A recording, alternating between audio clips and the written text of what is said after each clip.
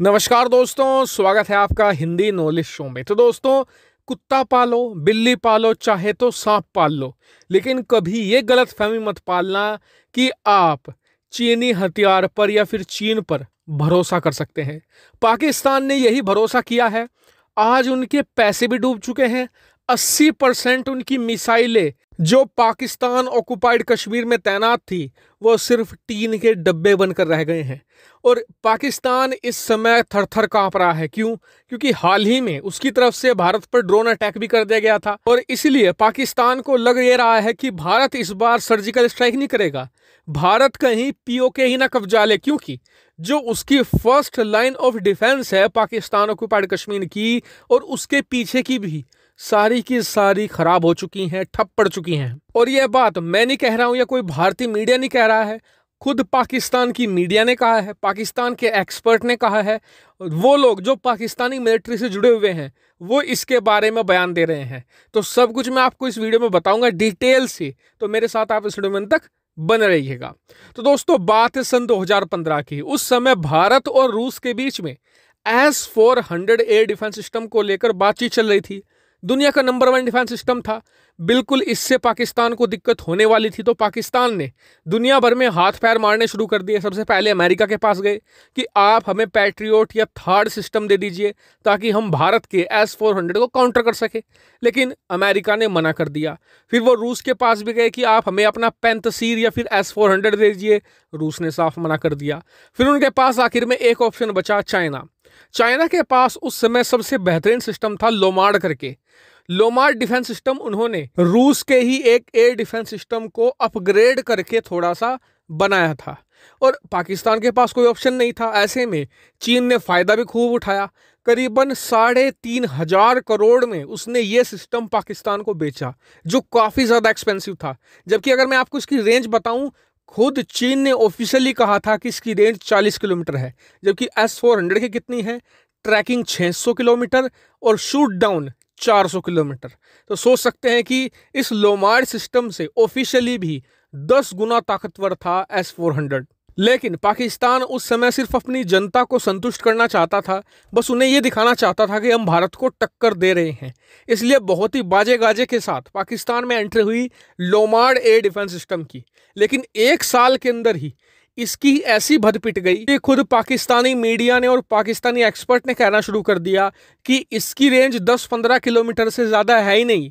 10 kilometre से ज्यादा में तो ये लड़ाकू विमानों तक को ट्रैक नहीं कर सकता। शूट डाउन की बात तो बहुत दूर की बात है। और ये पाकिस्तान के लिए एक बड़ा सरदर्द था, लेकिन उनके पास कोई चारा नहीं था। 3500 करोड़ वो खर्च कर चुके थे। दूसरी बात ये थी कि उनके पास पैसा नहीं था एक्स्ट्रा कि वो कहीं और से कुछ और सिस्टम खरीदे। और चलिए, पैसा भी होता तो उन्हें देता को, ना रूस देने को तैयार, ना अमेरिका, ना कोई यूरोपियन देश। ऑप्शन चाइना ही था। ऐसे में उसने लोमार्ड को ही तैनात कर दिया पीओके में, जब भारत ने बालाकोट एयर स्ट्राइक की उसके बाद। लेकिन हुआ क्या कि अब तक पिछले 5 सालों में इसमें छोटी मोटी दिक्कतें आ रही थी लगातार।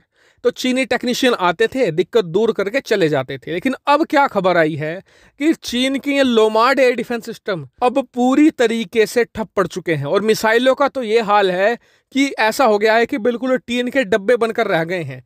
कुछ भी आइडिया नहीं है चीन ना ही पाकिस्तान के टेक्नीशियंस को कि हुआ क्या है। अचानक से बस ठप पड़ गए। मतलब एक तो कंगाली, ऊपर से आटा गीला। कुछ तो ये चल ही रहे थे रुक रुक कर, अब बिल्कुल ही ठप पड़ गए हैं। और ये पाकिस्तान के लिए बहुत बड़ा सेटबैक है, क्योंकि पाकिस्तान की फर्स्ट लाइन ऑफ डिफेंस, यानी कि अगर भारत हमला करता है तो यही एक डिफेंस सिस्टम उनके पास उम्मीद थी जो उन्हें रोक सकेगा। हालांकि पाकिस्तान के पास रडार हैं दूसरे भी, लेकिन याद रखिए रडार सिर्फ डिटेक्ट करते हैं, वो मार कर नहीं गिरा सकते। और पाकिस्तान के पास यही मिसाइलें थी जिससे वो लड़ाकू विमान मार गिरा सकता था। ऐसे में ये ऑप्शन भी पाकिस्तान की नोटबुक से बाहर जा चुका है। हालांकि कई लोग कहेंगे कि जो लड़ाकू विमान है उनसे भी तो मारे जा सकते हैं दूसरे लड़ाकू विमान। तो उसके लिए बता दूं, पाकिस्तान इसमें भी पीछे जा चुका है। क्यों? क्योंकि भारत के पास है राफेल, और राफेल में क्या लगा हुआ है? दुनिया की नंबर 1 मिसाइल, मिटियोर मिसाइल, जिसका मुकाबला कर पाना किसी के भी बस में नहीं है। ऐसे में यह भी ऑप्शन गया, और अब उनके पास कोई डिफेंस लाइन नहीं है आज की तारीख में। हालांकि आप कहेंगे कि ये तो भारत के लिए बहुत अच्छा मौका है, भारत पीओके कब जा सकता है, लेकिन मेरा मानना है और ज़्यादातर जो एक्सपर्ट हैं वो कह रहे हैं भारत अगर ये करना भी चाहता है तो इस साल के अंत तक रुका रहे। क्यों? क्योंकि देखिए, पाकिस्तान का ये एयर डिफेंस सिस्टम दोबारा चालू होने से तो रहा, पाकिस्तान दोबारा चीन से खरीदेगा ही, उसकी डिलीवरी होने में कम से कम 1.5 साल लगेंगे ही लगेंगे, कम से कम बता रहा हूं मैं, ज़्यादा से ज़्यादा इसमें 2-2.5 साल भी लग सकते हैं। तो ऐसे में भारत के पास समय है। वहीं इस साल के अंत तक भारत और मजबूत हो जाएगा, हमारे पास S-400 आ जाएगा, XRSAM तैयार हो जाएगा भारत का जो BMD सिस्टम है वो भी एक्टिव हो सकता है। तो ऐसे में अगर पाकिस्तान के पास जो 2-4 मिसाइलें बची हैं, जैसे कि गाजी है कुछ इनकी एक मिसाइल छोटी सी, वो परमाणु के साथ भारत पर दाग देते हैं युद्ध के समय, तो भारत उन्हें पाकिस्तान में उड़ते ही मार गिराएगा। ऐसे में भारत पर परमाणु हमले की जो संभावना है वो खत्म हो जाएगी। ये भारत और ज्यादा सेफ हो जाएगा इस साल के अंत तक। आप ये भी जानते हैं कि युद्ध में खर्चा भी होता है और अभी इकोनॉमी थोड़ी सी डाउन चल रही है। इस साल के अंत तक ये दोबारा ट्रैक पर भी अच्छे से आ जाएगी, तो हम जो युद्ध का बड़ा खर्चा होता है उसे भी आसानी से सहन कर जाएंगे। वहीं पाकिस्तान के लिए एक बहुत बड़ा सरदर्द है, क्योंकि पाकिस्तान अब पूरी तरीके से ओपन हो चुका है। पाकिस्तान के पास ना कोई डिफेंस लाइन है, ना ही कोई अटैक लाइन बची है।